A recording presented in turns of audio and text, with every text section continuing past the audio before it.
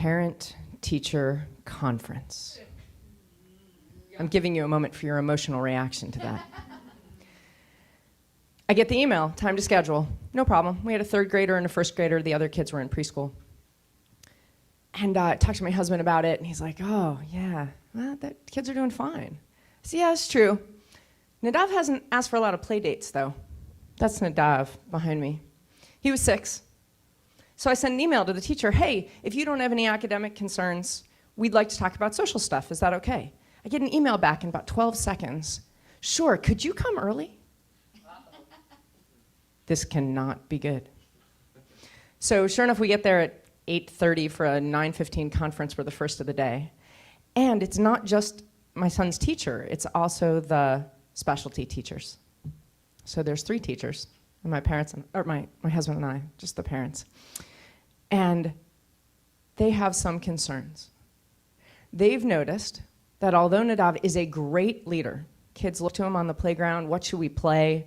When something changes in the schedule in the classroom or there's a new teacher in the room, they seem to look to him for his reaction, and they're really taking their cue from him.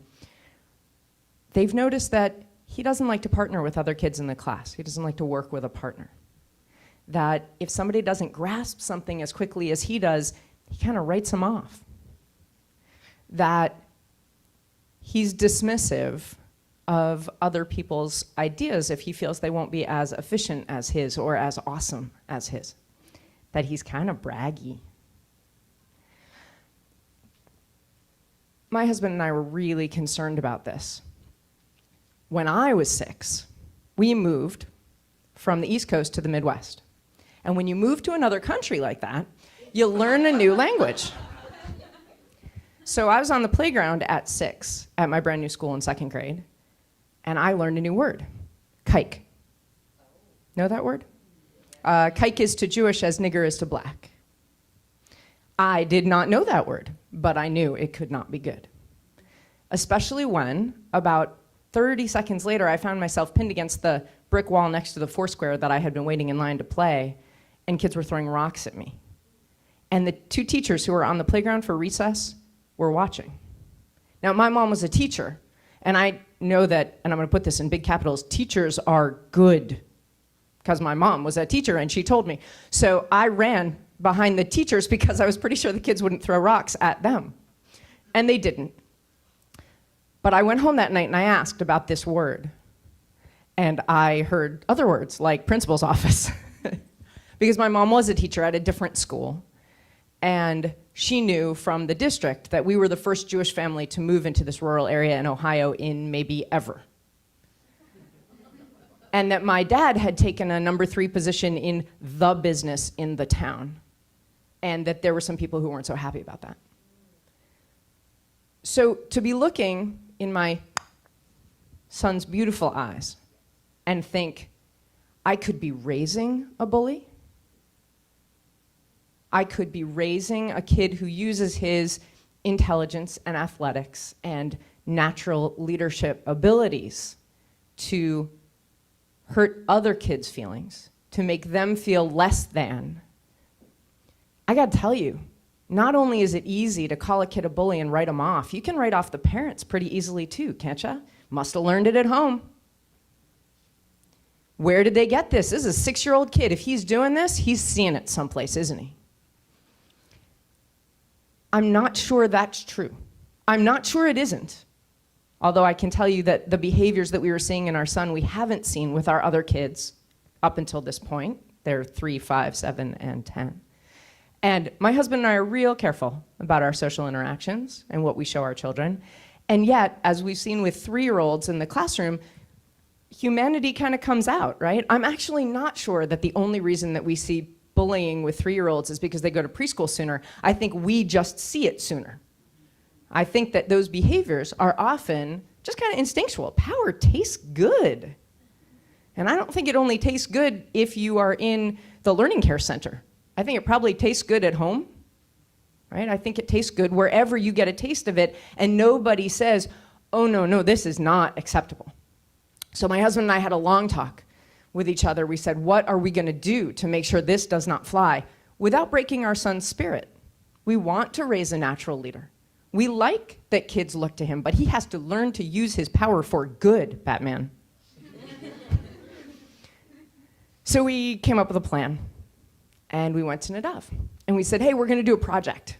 This is not news in our house. We do a lot of projects. Okay.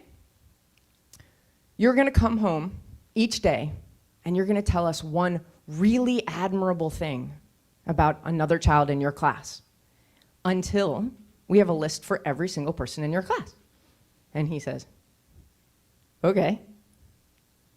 Why? And we said, well, we're not sure you're seeing it. And we want you to learn to see what's excellent about other people, because then you can have more fun, right? The games that you think of, you'll know who's great at what, who to ask to be involved in what way. My first grader already wanted to be the president of his student council when he gets to 8th grade in his K through 8 pretty small parochial school. And we said, this will help you become president of student council, when you can learn to see other people's skills and use them.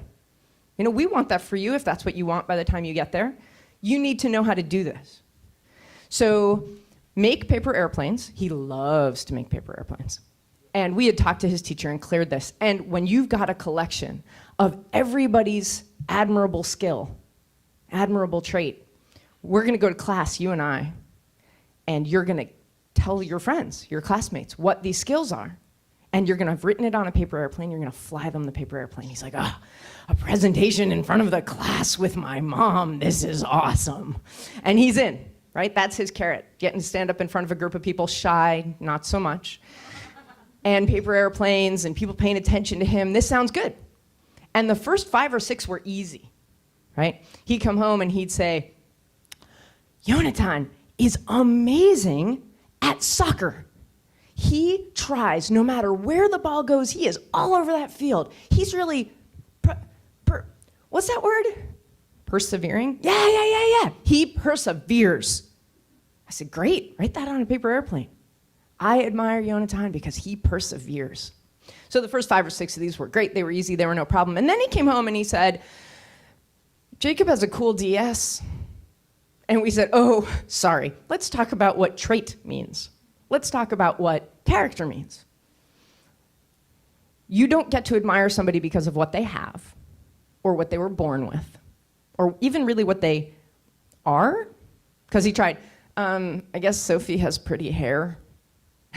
We said, no, that's not going to fly either.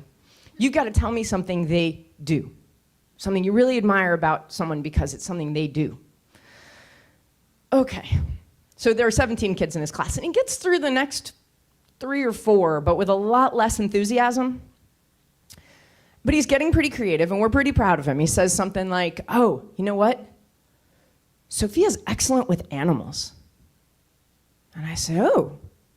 So he tells me a little story about that, and he writes down, I admire how Sophia is brave and good with animals. I said, great. I really like that. That's a good one. But there's a few kids in his class that he really doesn't like that much. And, you know, I've known these kids since they were 2, and I don't totally blame him, but it doesn't matter. You know, we got a point to make, and we're going to make it. And he's really dragging his feet now. I can't think of anything. I don't know. They weren't there today. And I realize that even though I think this is a really worthwhile project, we're beating down his self-esteem a little bit. We're basically saying to him, you know, you're not a good person if you can't do this. And it was really taking a toll on him. His posture as he'd do this project was kind of changing. And his eye contact was changing, and his attitude was changing. So my husband said to me, let's do it for him. I said, oh, I really like that. So we said, hey, Nadav. And his dad sat up one night, made 17 paper airplanes, new ones. And I came to him with this pile of paper airplanes, and I said, for every admirable trait you give us about somebody in your class, we're going to give you one about you. And he said, that's 17 admirable traits. Can you think of those? I said, 5 minutes. It'll take me 5 minutes. And my husband and I worked hard on this. We wanted him to know what we admire about him, and we wanted it to be things that he does, right? So we made a list, and I started writing them on paper airplanes, and as he'd give me one, I'd give him one. And he would see all of a sudden that we really admired his ability to express his emotions, his bravery in climbing trees, We talked about all these things we really liked about him. And there were a couple of kids, he said to me, he came home, he had 2 left to do, and he came home from school and he said, I really want to finish that project, but there is not a single admirable thing about Caddy. And I said, really? God messed up with her? Her parents love her, but they are wrong. And he's like, oh, I guess not.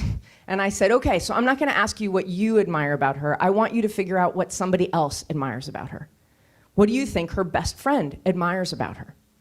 And it was girls, I got to admit it. I have 4 boys at home, and we are a very boy-centric household. He can't totally figure out why God made girls except for his mom.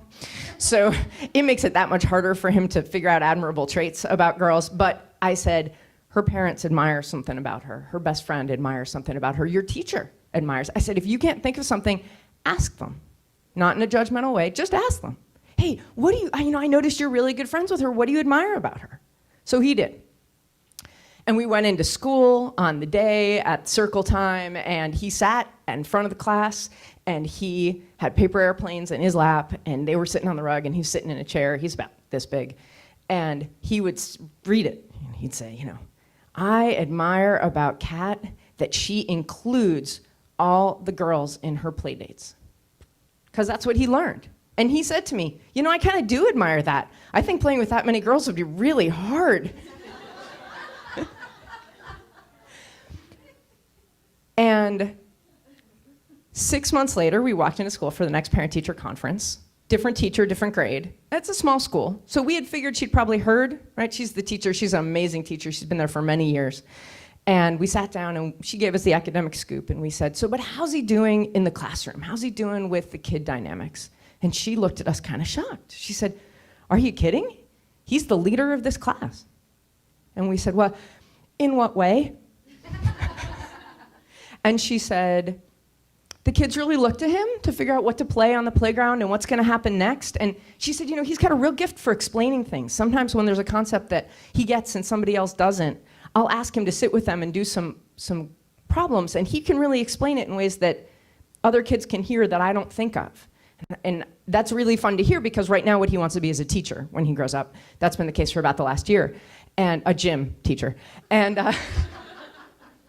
And she said, and we said, do you have any concerns about him being braggy or bossy or writing kids off when they don't see things his way? And she said, oh no, not at all. So we asked her if she'd heard about this from last year. She said, I had not heard that, but I'm a little surprised because, people don't usually change, and he doesn't sound like that at all. Maybe it was just a phase.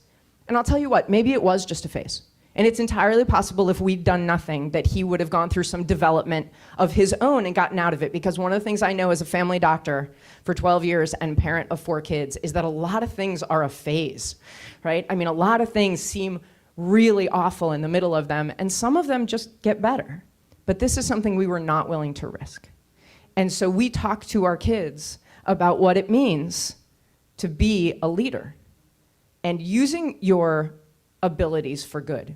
And we put it in those terms. We say, if God gave you a leadership skill, then you got to do something with it that's meaningful.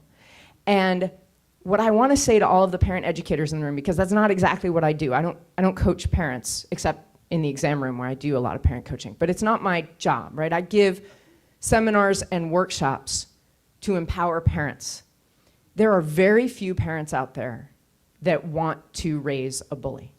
There are a few, out of their own fear and their own self-loathing and things like that, that would be more comfortable raising a bully. But for the most part, parents do not want to raise bullies. But if we say to parents, your kid's a bully, they have to defend their child. They can't hear that. But if you say to me, you know what, your kiddo's been doing some things that are bullying, let's help them. We parents, we're ready to help. We just need to know an action plan. And an action plan is teaching our kids to find that kernel of goodness in other people. You don't have to be friends with them. You don't have to ever invite them over and play with them. But you have to learn to find that which is admirable in other people. It makes it much harder to bully them, and hopefully you can do it before you're pinned to the ground. Thanks, everyone.